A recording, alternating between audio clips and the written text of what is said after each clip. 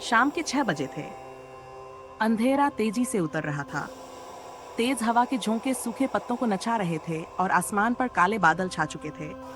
नीलेश, जो हाल ही में शहर से अपने गांव लौटा था, बाइक से अपने पुराने स्कूल दोस्त विशाल के घर जा रहा था।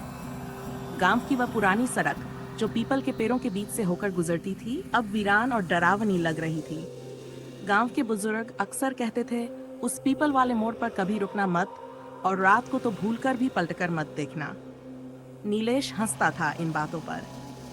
भूत वूत कुछ नहीं होता, वह अक्सर कहता। जैसे ही नीलेश उस मोड़ के पास पहुंचा, बाइक अचानक झटके से बंद हो गई।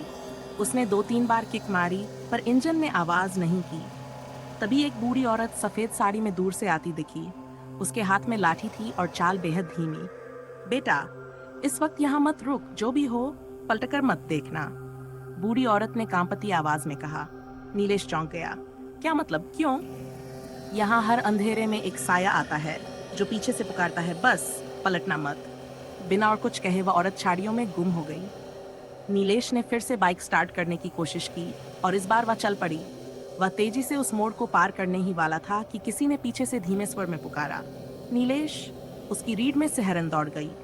स्वर बेहद जाना पहचाना लगा, माँ जैसा।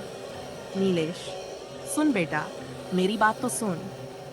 अब यह माँ की ही आवाज थी, पर नीलेश को याद आया, माँ तो 2 दिन पहले शहर चली गई थी। वह कांपते होंठों से बुदबुदाया, ये कैसे हो सकता है? उसके हाथ कांपने लगे, लेकिन उसे बूढ़ी औरत की बात याद आई, पलटना मत। वह तेजी से आगे बढ़ा, पर अब आवाजें और करीब आने लगी। इस बार, नीलेश, मैं विशाल बोल रहा हूँ, रुक, पीछे देख, मुझे कुछ हो गया है। यह विशाल की आवाज थी, लेकिन वह तो उसके घर पर इंतजार कर रहा था। नीलेश का दिल तेजी से धड़कने लगा। पसीना ठंडा था, पर बह रहा था जैसे बाढ़ आ गई हो। डर से उसकी आंखें नम होने लगी। ये सब क्या हो रहा है? उसने खुद से पूछा। अचानक बाइक फिर से बंद हो गई।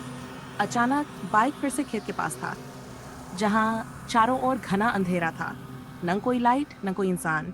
अब कुछ और भी अजीब होने लगा। हवा रुक गई, पेड़ स्थिर हो गए, और फिर किसी ने उसके कंधे पर हाथ रखा। नीलेश जम गया।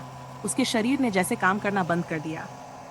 तू पलटा नहीं अब तक? एक सरा गला स्वर उसके कान में गूंजा। धीरे धीरे उसकी गर्दन खुद ब खुद घूमने लगी, मानो कोई अदृश्य शक्ति उसे मजबूर कर रही हो। नीलेश ने आंखें बंद कर ली और पूरी ताकत से चिल्लाया, नहीं, पर उसकी गर्दन पूरी तरह पीछे मुड़ चुकी थी। वह आंखें खोलता है। पीछे एक चेहरा था, आधा जला हुआ, बिना पलक के, बिना होंठों के, सिर पर सांपों की तरह बाल। उसने देखा कि उसके शरीर की परछाई अब सामने नहीं, पीछे जा रही है। आवाजें अब कानों में नहीं, दिमाग के अंदर गूंज रही थीं। अब तू भी वही बन गया है जो पहले थे।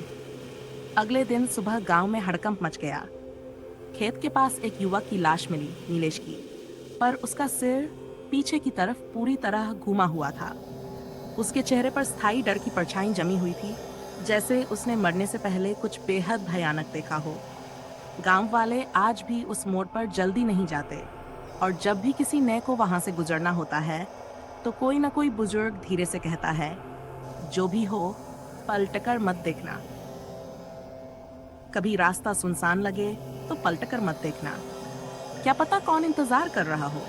अगर कहानी ने आपको डराया तो लाइक करो, सब्सक्राइब करो, और अगली बार फिर अंधेरे में मिलते हैं। तब तक के लिए धन्यवाद।